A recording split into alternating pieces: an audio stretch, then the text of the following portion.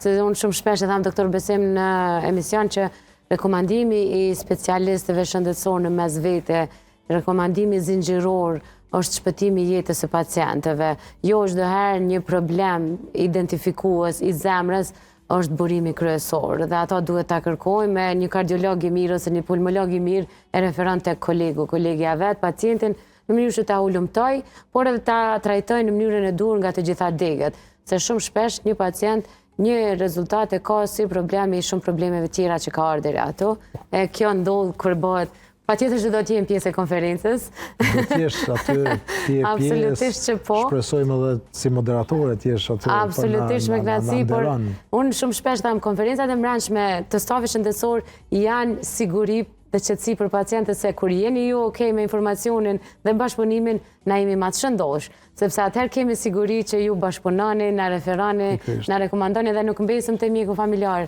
Aty sa herë që shkojmë. Pikërisht se tashti dikush nga ne e ka fatin të shkojë edhe në konferenca jashtë, të merrni informat nga jashtë, po nganjëherë është jo e mundshme për gjithë, sidomos po flasim për mjek familjar. Edhe mjek familjar edhe pse janë dera e parë në cilën paraqiten pacient për çdo problem. Nganjëherë kanë një ngarkesë një barë shumë të madhe, edhe ne gabimisht i akuzojmë se nuk janë shumë efektiv sa kemi dëshirën e të janë, sepse i kanë gjitha smundjet e mundshme që shfaqen.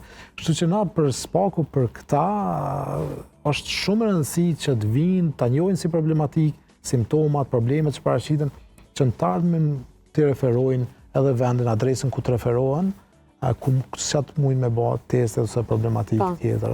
Do thënë unë po shpresoj që së shpejti ta mbajnë ligjërat edhe te mjekësi familjare, qendra kryesore mjekësisë familjare ka një organizim ku mbahen ligjërata profesionale.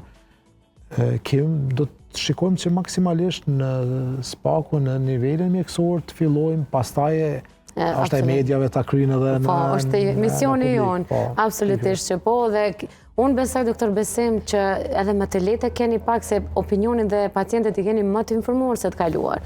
Nëse dikur pacientët janë referuar te internisti, po e them thojza për çdo problem të mundshëm, sot pacientët e din kush është pulmologu, e din kush është kardiologu, e din kush është gastroenterologu. Është letu pak procesi. Ktu ka ndikuar edhe teknologjia normalisht. Njerëz tani kanë informacionet më detajzuar në dorë. Domethënë me një telefon kanë qasje në informacion më të mëdha.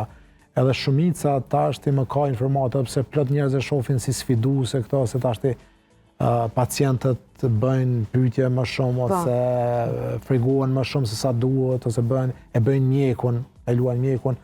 Unë mendoj që është pozitive shumë. Çdo njeri duhet të informohet për çështjen e vet.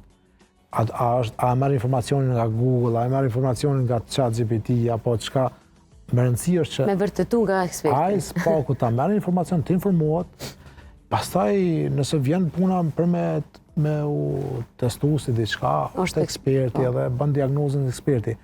Po çdo informat nuk është gabune. Edhe pse nganjëherë ngarkojmë sigurisht vetëm me informata tepërta, po nuk është gabun. Tash si njerëz janë shumë të informuar. Edhe sidomos gjenerat të reja lexojnë, janë më të gatshëm edhe bëjnë pyetje më shumë. Që kjo rritet më shumë kërkesën sa i përket mjekëve. Pra dhe mjek duhet kujdesin që të kenë edhe të kompetencë më të lartë, edhe profesionale, sepse nuk është më e mjaftueshme të vjen dikush të thu merr këtë ilaç edhe